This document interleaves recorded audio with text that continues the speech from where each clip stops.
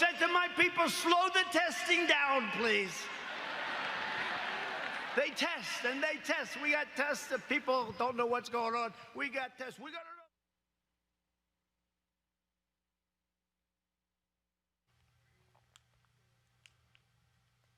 know. Now, after the rally, the Trump campaign said, we were just joking. Eugene, who the hell jokes about something that has killed nearly 120,000 Americans? That's not a joking matter. And this is coming from the alleged most pro-life president ever, right? The one that now can account for 122,000 deaths, which very well may go up to 200,000 deaths by the time the election rolls around here. You don't joke about something like that, and then you also don't lie about it. President Trump and Vice President Pence were asking the governors to go out and lie and say, oh, the issue is that we're doing more testing, so the rates are going up. But that doesn't account for the hospitalization rates or the death rates. And so the thing is this. When Donald Trump asks Black America, what do you have to lose? It's literally your life. Literally, when it comes to COVID, when it comes to the racial tension in the country right now, it's literally your life. Our community is more susceptible to it and has a disproportionate death rate. And look, and the thing is this, it could have been preventable. They could have came out in March and in February, March said, hey, everybody mask up. They could have in February, March, started deploying tests and figuring out, where to procure them and get them out there to help save lives. But what this president did was he discounted the virus, tried to racialize it, and then on top of that, delayed his response to it. And now we're seeing 122,000 deaths, and he thinks it's okay to get up at a rally and joke about it, and joke about the slowing down because that's what he thinks helps him politically. I mean, that should be a call to arms for every single person to make sure they vote in November. Dr. Ebony Jade Hilton, she is Associate Professor of Anesthesiology and Critical Care Medicine at the University of Virginia and Medical Director of Good Stock Consulting, LLC. We also saw over the weekend where D.L. Hughley announced that he also has COVID-19. We're trying to get Ebony's audio fixed. Folks, let me know when we actually have her audio. And for the people out there, look, I get people are running around and they are wanting to go to bars, and then wanting to go to pools, and then wanting to go out and do all these sort of things. But folks need to understand that this thing is real. DL was performing over the weekend. He collapsed on stage. They initially said dehydration. This is a video that he put out this weekend. Hey, it's me, D.L. Hughley. I'm just being released from St. Thomas Hospital in Nashville. I want to thank them for taking such good care of me. I want to thank you all for your well wishes and your prayers, and you comedians who called and said such evil things when I was scared to death. Thank you too. I really appreciate it. Thank you, everybody, for your prayers and well wishes. When I came, I was being treated for extreme exhaustion and dehydration, which I was very dehydrated. But it turns out they ran a battery of tests, and I also tested positive for COVID-19, which blew me away.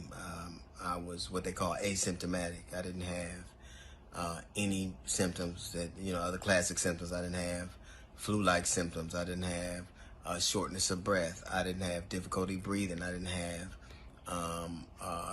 a cough. I didn't have a low-grade fever. I still don't have a fever. I didn't have a loss of smell or taste. Apparently, I just lost consciousness. So, in addition to all the other stuff you have to look out for, if your ass pass out in the middle of a show on stage, you probably need to get tested. So, I am going back to my hotel room to quarantine for 14 days, and well, thank you for your prayers and your well wishes, and a few more of them wouldn't hurt. So hopefully I won't develop symptoms. Maybe this is as bad as it gets and I'll just pass out over and over again, or not. But thank you. I appreciate your thoughts and your prayers, and they did not go unnoticed or unfelt. Thank you. So I said to my people, slow the testing down, please. The government's initial response to the pandemic has cost American lives. Trump himself ignored warnings about the virus, making the U.S. slow to react. Dr. Anthony Fauci admits government inaction may have cost American lives. If we would have done more sooner, more people would have lived. Started mitigation earlier, you could have saved lives. There was a lot of pushback about shutting things down back then. So I said to my people, slow the testing down, please. Dr. Ebony Hilton, that surely has to piss you off that this man stood there and then came back and said, oh, no, I was joking. Right. I mean, it's absolutely insane. And even when he says, this whole slow the testing down, yes, we perform 28 million tests in the United States, but that all depends on how many people you actually have living in your country. So we have 320 million people living in the United States. So we compare that to how we rank worldwide. We rank 26 as far as how many tests we've tested per million people. So you can't clap for yourself if you're 26 in the world. Well, again, but not only that, the reality is he has previously said on numerous occasions that, we keep having these numbers showing an increase because we keep testing. That's the point of testing. Okay, D.L. Hughley now knows he's walking around with COVID-19. Right. That's why you test. Right, exactly. And like I said, on Twitter, I wish D.L. Hughley the absolute best. And I also wish that everyone in the audience to go get tested for COVID-19 now. They also need to self-isolate. Like I said, we're 26 in the world as far as testing, but we are actually 9th in the world as far as how many people per 1 million people that we've had die from COVID-19. We're number 1 in the world for total number of cases of COVID-19 and total number of deaths for COVID-19. But Donald Trump, we already know that he doesn't make sense when he talks every day, but particularly when you're talking about in a pandemic that you're testing too many people and that you should slow down. I think the example he gave was that a 10-year-old had the sniffles, that they don't need to get tested. And I'm like, you're talking about a 10-year-old kid. He just has no bottom. Well, again, though, but see, remember early on, remember when he did not want the folks coming off the cruise ship because he said that would increase our numbers of positive tests in the country. He doesn't want to see the bad numbers. And so now, I was just joking. No, I don't think he was joking. I think he absolutely put the clamps on it. That's why we barely seen Dr. Birx. That's why we barely seen Dr. Fauci. That's why you don't have daily reports going on. That's why Mike Pence is out there downplaying what's going on. And what's happening? Why am I weighing Houston strong? Because my people in Houston and my folks in my native city, all of a sudden, hospitals in Houston are telling doctors, discharge as many people as possible to free those beds up. The governor of Texas, all of a sudden, the guy who wants to open everything up, now says he's alarmed by the number increases. It's because of idiots like you, Greg Abbott. We're so insistent on ignoring people like Mayor Sylvester Turner of Houston, ignoring the mayor of Dallas, and county judges who were saying, slow this down, we're not ready. And now all of a sudden, numbers are going up. Mm-hmm. And Texas is not going to be alone because, in America, we like to stick together. We're united. So they're going to be united with Florida. They're going to be united with Arizona. They're going to be united with South Carolina. All those states have at least 300 to 600% increase in their number of cases since opening up their economy. And so we talk about this time and time again. You can't open up an economy against a virus of which you have no strategy because biology will always win against economy. It does not care if you make $1 or not. And so until we have testing, tracing, and treatment in place, we're going to be in this constant battle of did we open too soon? And now what do we do? And so we're seeing in Miami, they're already talking about having to close back down. In Houston, they're going to have to start closing back down. This is not going to be a unique situation. People are going to die in droves because we're just not ready. This is an interview today with Joe St. George of Scripps Television at the White House, where he specifically asked Trump. Now, remember, he made the comment on Saturday. His aides came back and said, oh, no, he was joking. They went out on national television. But here is Trump answering the question Listen very closely. On Saturday night, you said that you told your staff to slow the testing down to improve the numbers. Does that mean someone watching this right now on their local news is not going to get a test because you asked your staff? We do more testing than any country in the world by far. 25 million tests. Other countries do 1 million. Every time you do a test, as you do more tests, it shows more and more cases. So we're so far advanced, both in terms of the quality and the amount. And we're doing all these tests, and it shows cases. If other countries aren't doing, or if we did slow it down, we wouldn't show nearly as many cases. You're showing people that are asymptomatic. You're showing people that have very little problem. You're showing young people that don't have a problem. But we're doing so much testing, 25 million tests. Nobody thought that was But did you ask to possible. slow it down? If it did slow down, frankly, I think we're way ahead of ourselves, if you want to know the truth. We've done too good a job, because every time we go up with 25 million tests, you're going to find more people. So then they say, oh, we have more cases in the United States. The reason we have more cases because we do more testing than any other country by far. Ebony, did you hear an answer? I heard him say that we're doing too good of a job, and I don't. On what day ended in a why? I mean, this is when I say that there truly does need to be a 25th Amendment, because we're into dangerous territory of where this is negligence. It's not even negligence. This is criminal activity of where you are intentionally trying to slow down a process by which your citizens are depending to live and not spread a virus to other citizens within the United States. That makes it's like bioterrorism on your own people. So I need whoever does the 25th Amendment to do that part, so we can do our job in the hospital, which is to try to keep as many people alive as possible. And right now we're losing that battle, and it's unnecessary. I'm going to pull in my panel here. Mustafa, when you see what's going on here, again, what's happening in Texas, in Louisiana, in Alabama, we're seeing the cases in Florida. People need to understand that this thing is real. When I look at those photos with that woman who had a double lung transplant, Mustafa, and I see that COVID lung, I'm going, hey, y'all can go to hell with all this group get together and trying to hop on planes, flying everywhere. This is still a deadly virus. It's extremely deadly. But, you know, the problem is that the president likes to create these false narratives. You know, he built his career on being a marketer, if you really understand how he's been able to have whatever level of success that he's had. And that's because he frames out the narrative. So if he thinks if he can continue to tell people that everything is okay, if he continues to not wear masks, which sends a message across the country that, well, if the president isn't wearing one and many of the people who are part of his cabinet aren't, then that must mean that everyday Joe or everyday Connie, then it must be okay for me to continue to, emulate this type of behavior. And for me, I'm very clear.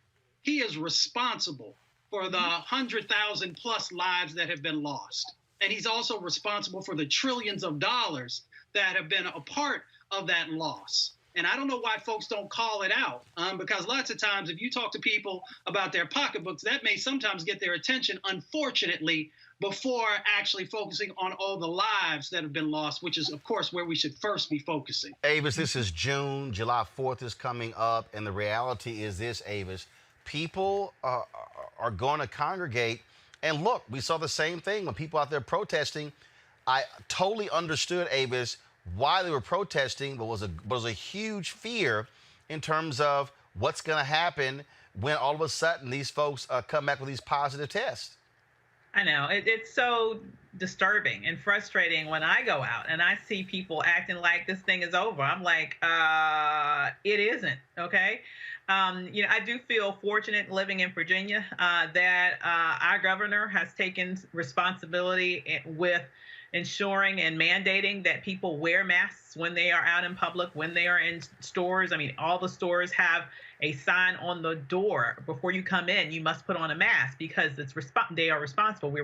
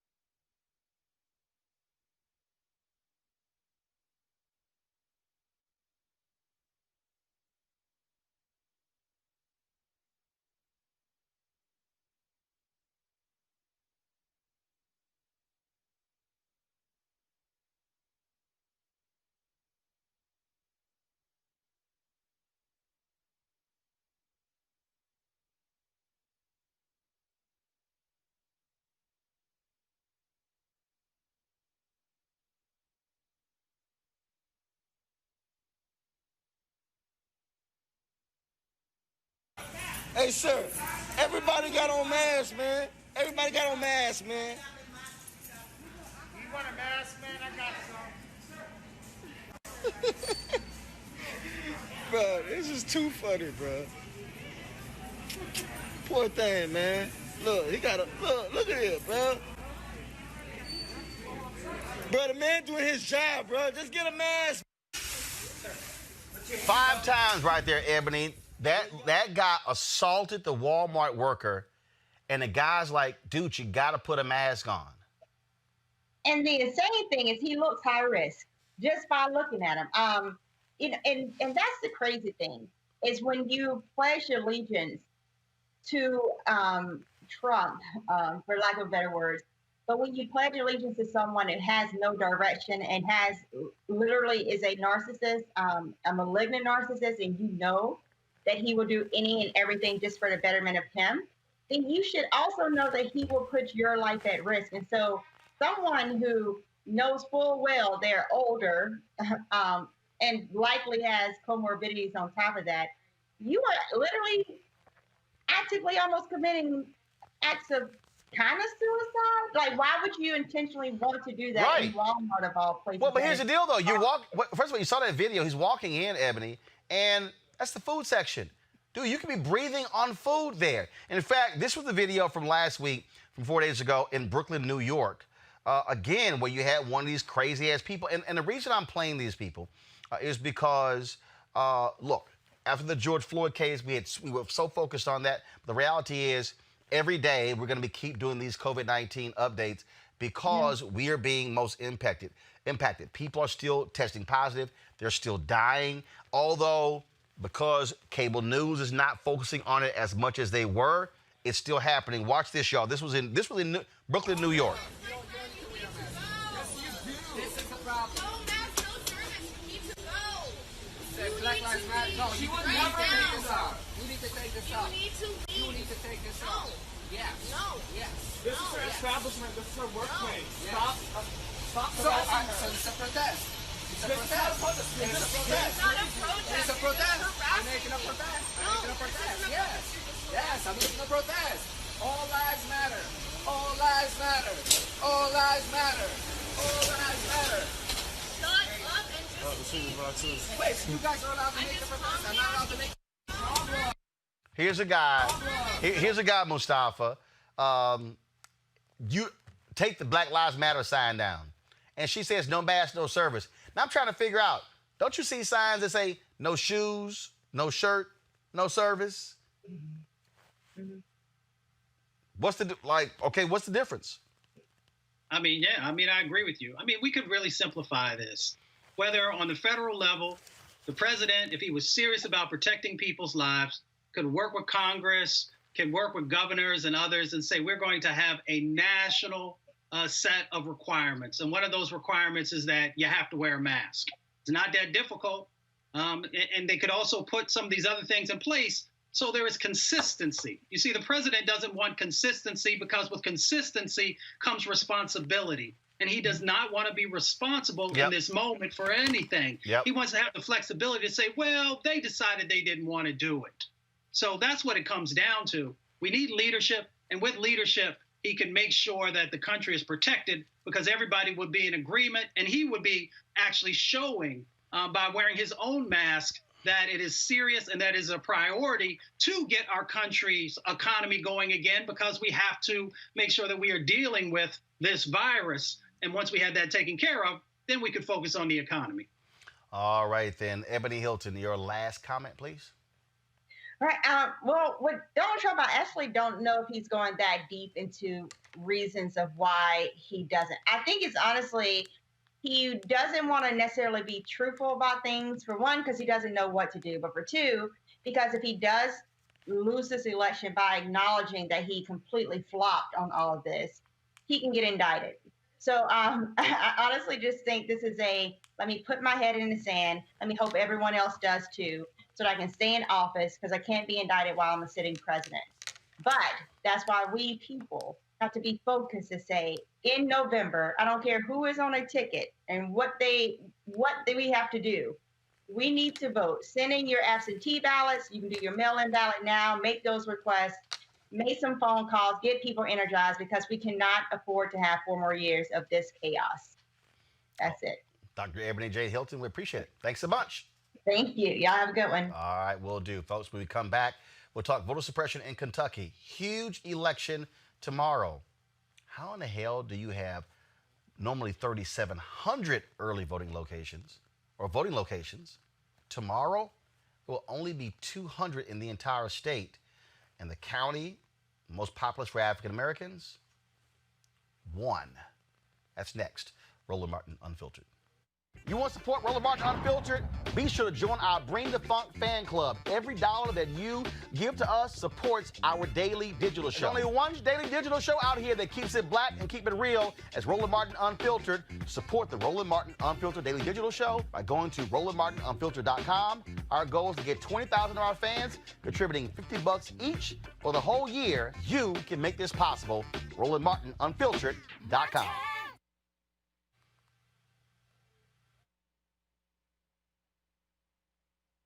All right, guys, what's up with the video, please? Play the video.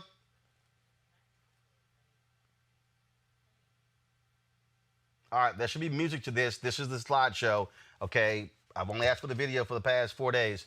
All right, y'all, get that fixed, please. All right, folks, the folks at Ceek.com, we have a partnership with them, where, of course, Mary Spiel, she's the founder of Ceek, Ceek.com. She is the inventor of these 360-degree 4D headphones. Unbelievable sound. Folks, you can use this for gaming. You can also, of course, with music, videos, you name it. And so what's great about this is that the sound actually, so when you're listening, it literally travels all around your head as opposed to normal headphones. And so I really, really do like these listening to music. Like I say, they have a microphone that you can attach to it, but you can use this when you're playing video games. And so they have a partnership with them. So if you want to buy these headphones, you go to Ceek.com, but use this promo code RMVIP2020, RMVIP2020 to actually join. So please take advantage of that. Also, folks, don't forget, somebody hit me on YouTube earlier. They said they wanted us to put the graphic up again of our how to contribute to the Bring the Funk fan club. And so go ahead and pull that graphic up, and we're going to leave it up for about 20 seconds. So you see it right there. And so, okay, so if y'all look, some of y'all been hitting me up. So take a picture of it. Take a picture of it right now. Take a screenshot. Again, you can contribute via Cash App, $RM Unfiltered, PayPal.me/R Martin Unfiltered, Venmo.com/RM Unfiltered. You can also send in a money order to New Vision Media, Inc., 1625 K Street Northwest, Suite 400, Washington, D.C., 2006. Leave it up right there.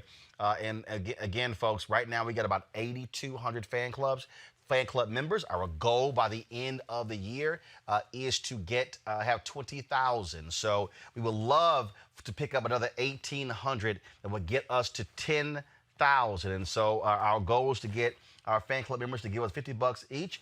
If you give more, great. If you can only give less, that's no problem. And again, because what that does is if we hit our 20,000 goal,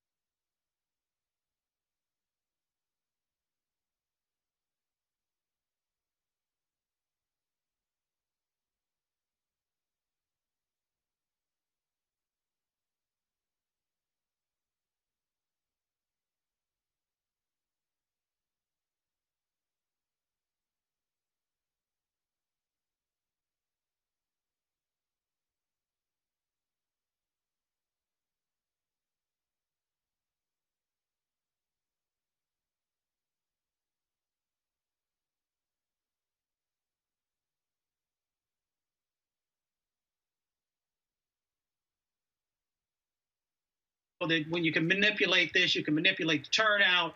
And there may even be something more nefarious, which I hope there isn't, in the sense that having all these folks of color pushed into into a smaller location and it being exposed to things. So I hope that that's not it. So we're not going to put that energy out there. But they could make sure that they're doing much better and making sure that there are the opportunities for folks to vote. And we'll have to just see how it all turns out. Joining us right now is Christian Clark, who leads the Lawyers Committee for Civil Rights Under Law. And Christian, on that point, look, my parents are 73. They've worked polls for decades. And yeah, I'm greatly concerned with there's a runoff coming up in Texas with the case with State Senator Royce West, but you also have November. I mean, that is legitimate, but Kentucky had enough time to prepare for this, to go from 3,700 to less than 200. I mean, that's not even 10% of your polling locations. Yeah, and they had not turned on the TV and watched the chaos, the drama that unfolded in Milwaukee, in Atlanta, in Philadelphia, where similarly we saw the elimination or consolidation of polling sites. But this is quite dramatic, what's happening in Jefferson County, Kentucky. It almost defies logic. It's a large county. It's one of the largest in terms of its population. And for people who, have disabilities, people who don't live near public transportation, it may be challenging tomorrow. At this stage, though, we are very hopeful that everyone who wants to turn out and vote in person will have the opportunity to do so. We're out of time. Our election protection team will be working around the clock tomorrow.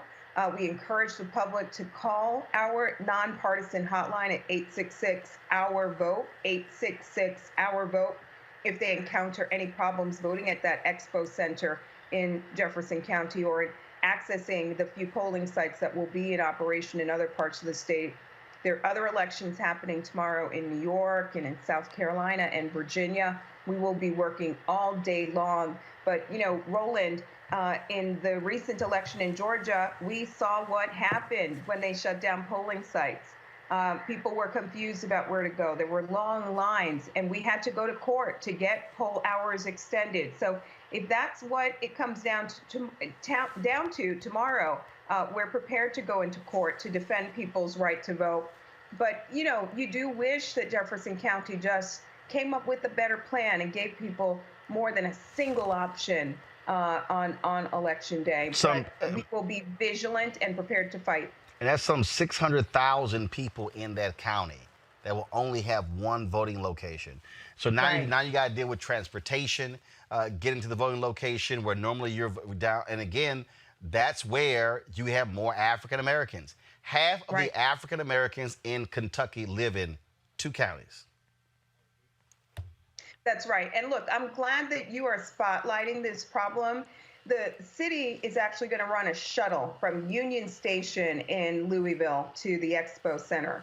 If you go on the Jefferson County Board of Elections website, you can't find that information. They are not working to ensure people are armed with all the information they need to go and vote tomorrow. So I'm glad that you're shining a spotlight on this. I am hopeful that people will turn to us as a resource and call the election protection hotline at 866-OUR-VOTE. Right now, it's come down to kind of these grassroots efforts to make sure that people are armed with the information they need to get out and vote tomorrow. And, I just want to acknowledge that we're 101 days out from the tragic killing of Breonna Taylor. So I'm very hopeful that a lot of the anger that we have been seeing in Kentucky over the last several weeks will translate into high voter turnout tomorrow, because this is another way for people to exercise their voice, to show up and vote.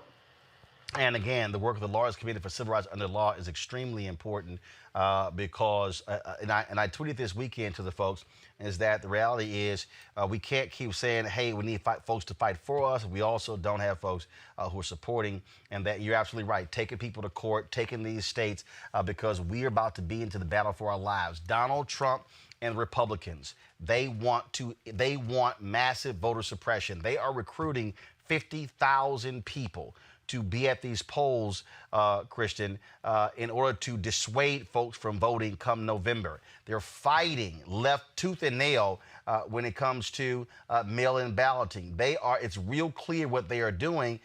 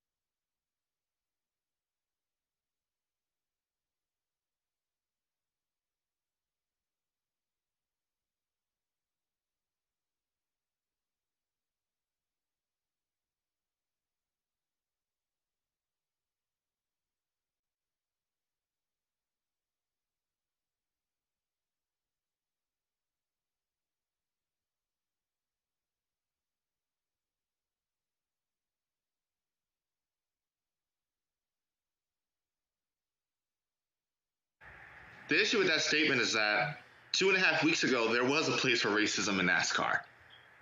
And so, while it's great that in this moment that they're taking an abrupt stance and that they're putting their foot down, what's going to happen is they got to deal with the culture of their fans. And look, one of the conversations that myself and some of my folk have been having, there probably needs to be a blackout at one of the upcoming NASCAR races in support of Bubba. There probably needs to be a couple thousand black folk that show up and say, listen, we're not going to take this shit. But NASCAR, they're 2.5 weeks into this, but you can't put out a statement like that as if 2.5 weeks ago you wouldn't have very well welcomed a bunch of trailers and a bunch of campsites tossing around a Confederate flag or effigies of Barack Obama or Trump flag with the combo the Confederate flag. So while the statement's cool and the show unity is even better, what's best is probably NASCAR actually doing the real work to change the culture of their fan, the culture of their sport, and the culture of the environment that they create. But you also have right now where you have athletes who can make a big difference. Tavion Land, he was a quarterback for Liberty University. Jerry Falwell Sr. created that university. His son now runs it. This is what Tavion posted today on social media. Go to my iPad, please. My short time spent with the athletic department and most professors at Liberty University was much appreciated as it helped me improve my skills, gain new experiences, and meet a diverse group of friends. Unfortunately, due to the racial insensitivity displayed by leadership at Liberty University, I have decided to enter my name into the transfer portal and no longer be a student athlete at Liberty University. I pray that I am able to be provided with an opportunity at a new school that respects my culture and provides a comfortable environment. Bless it. #BLM Tavion. That is significant, Mustafa, because we see the players at Oklahoma State who went after Mike Gundy. We're seeing what happened to the football players at Iowa State, the black players at Iowa State. The strength and conditioning coach has been fired. We're seeing this at other places where you had down at the University of Alabama, their gymnastics team. We're seeing this in other places. We are seeing these young athletes not afraid of losing scholarships, not afraid of head coaches. They are standing up to racism and bigotry, and this is huge. If more of them do that, if more of them leave these schools, if more of them tell these Division I schools like Clemson, if you don't take these buildings down named after these racists like John Calhoun, we ain't coming. I'm telling you right now, them white folks at Clemson and Alabama and Auburn and Texas A&M and all these universities, they are going to do what they say because they cannot have big-time football without black ball players. Exactly. And that's how you change the system, is by putting that leverage on them, because they know that's going to affect the ticket sales and that's going to affect the overall revenue. And it's big money, for many of these colleges and universities. And, it's good to see the work of, all these incredible folks from our past, Muhammad Ali, from Kareem Abdul-Jabbar, from our brother Jim, all that work that they did years and years ago. Now we've got all these young brothers and sisters who are standing up and say, if you're not going to respect our people, you're not going to respect our culture, then, we are willing to take it someplace else. Let's talk about this here, folks. The Camden City School District in New Jersey will begin the process to rename Woodrow Wilson High School. Camden School Superintendent Katrina McComb says the decision came in light of the protest and outrage after the death of George Floyd. Now, many in the community raised their concerns about the school being named after someone who was one of the most violent racists ever to serve in the White House. That is significant. What we saw over the weekend, we saw folks bringing down various statues of Confederate leaders. You also see in New York the removal of a statue of Theodore Roosevelt, where he was flanked by an American Indian on one side and an African on the other side. Many people have talked about his colonialism. You also have, that was a Ulysses Grant statue that came down. Now you got white conservatives, Avis, who are complaining, saying, oh, you're going to start bringing down or you can start bringing down Jefferson, bringing down Washington as well. Oh, what's next? I'm going to find out. Matt Schlapp was like, oh, Jesus is next. And so, is that going to be happening next? And I'm going, and of course, I saw Bakari Sellers. He said, nah, Jesus is fine. He said, because he was a refugee from Palestine. Y'all would have put him in cages. Yeah. Yeah, I mean, well, that is so ridiculous. Here's the reality. Symbols matter. They display what a culture values. It's always been amazing to me. I've never really understood. I've traveled in a lot of different countries, including Germany, and I've yet to see a nation on earth that has deities to traitors. I've yet to see that anywhere else on earth, nowhere but here. And so what these symbols represent is not what their proponents claim they represent. It's not about their heritage. It's about hate. It's about the disturbing, the very bloody, the very ugly history of America that for some reason they want to maintain, because they want to maintain a sense of control and subjugation at the same time, right? And so these matter. Now, I'm hoping that, we continue to move forward in replacing these deities with those that deserve lifting up. But at the same time, as we do this, that we continue to push forward with other sort of policy advances that we need to make sure that while this is an important part that we need to focus on, it's certainly just one part that we need to focus on in order to create the broad-scale systemic change that we need in order to create a more fair America. Speaking of that, 8 correctional officers of color have filed discrimination charges against Ramsey County in Minneapolis. Ramsey County Jail is where Derek Chauvin, the former Minneapolis police officer who killed George Floyd, is being held. The 8 guards allegedly say that supervisors barred them from guarding and being on the same floor as Chauvin. They were replaced with white officers. Really? Really, Eugene? Well, I mean, also worse on this. I mean, this is crazy.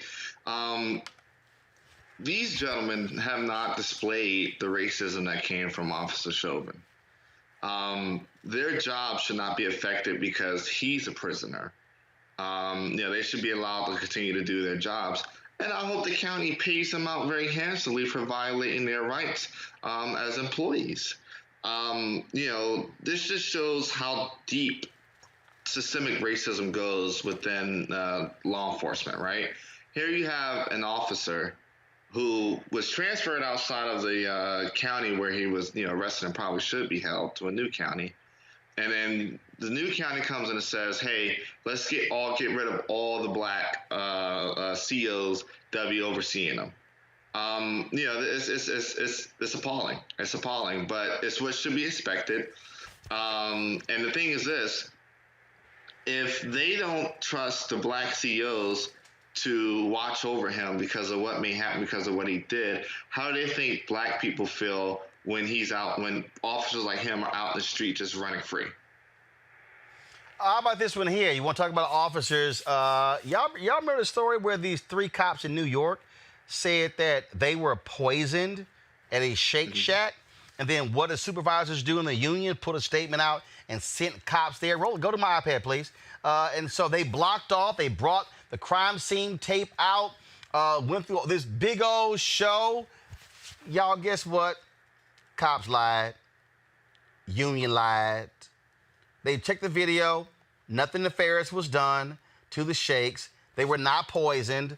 Mustafa, no shot cops lying. Okay, all of a sudden now, all people were saying boycott Shake Shack. They poison the blue. Well, in fact, this is today's New York Post. The 3 cops at the center of the NYPD milkshake poisoning scandal never even got sick. You know what? It just gets so ridiculous sometimes. Folks knew that they hadn't been poisoned. There are no cases across the country of police officers being poisoned from various establishments. But what we can do is I can point folks to communities that have been poisoned, but you don't get the same amount of attention when it's black and brown folks who are actually dealing with these types of injustices. So we really just got to get our priorities straight, and folks understand if we've got a system, a law enforcement system that, has had these problems for decades and decades, let's fix it. Let's stop acting like it doesn't exist. No one is trying to poison police. They are trying to fix a poisoned system. First of all, speaking of police officers, one of the cops, of course, who was involved in the death of George Floyd, who's out on bail, actually was shopping this weekend, and there was a woman who ran to him. Let's just say she wasn't too happy to see him shopping. Press play. We go around Minnesota like this. I pulled up the picture. I knew it was One more minute. It's just like he was there when they were killing him. And it's just like, this is crazy that you're here just thinking everything's okay. I mean, you don't want to apologize. You don't want to say anything. Like, no. Because this video is going to be on the internet. Yeah, he has the nerve to literally come outside thinking that we don't know what he looks like. How dare you? You're not going to be able to comfortably live in Minnesota after this, or anywhere. And you will be going back to jail. Trust. Trust. Yeah, he bailed out. How'd you get the money? How'd you get the money? And you're lucky that they don't have your address. You're lucky that they don't have your address. Hi. This is one of the police officers that was involved in killing George Floyd. He was out on bail today, and he's over here comfortably shopping in Cup Foods as if. Avis, is she right? Is she wrong? Should she have shot that video and distributed it on the internet? I can understand the frustration.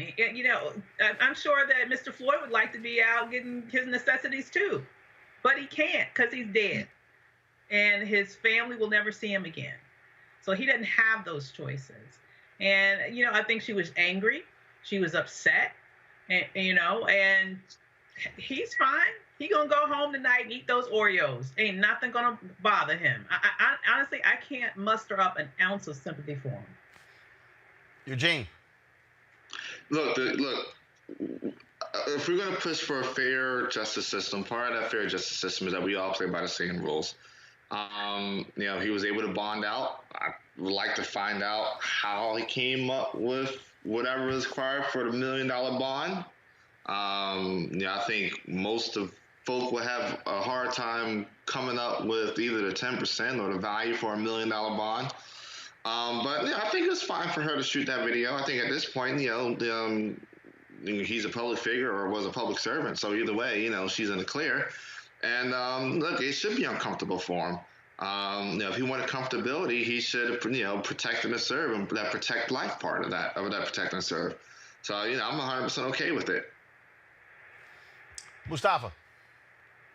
$100,000 to be able to get out of jail. And I was sitting here thinking about the tens of thousands of black and brown men, probably more than that, hundreds of thousands, who haven't been able to raise the funds, so they had to sit in jail, sometimes when they weren't even guilty.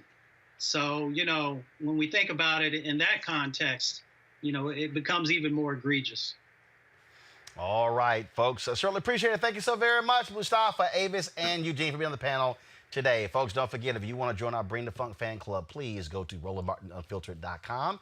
Our goal is to get 20,000 of you to support what we do. If you're watching us on YouTube right now, nearly 6,000 of you are. You can give right there on YouTube. So all you got to do, you can just simply go to Cash App, $RM Unfiltered, PayPal.me/R Martin Unfiltered, Venmo.com/RM Unfiltered. You can also, of course, send us a check to New Vision Media, Inc., 1625 K Street Northwest, Suite 400, Washington, D.C., 2006, 20006. Also, a lot of y'all been asking about, of course, getting some of the product for the show.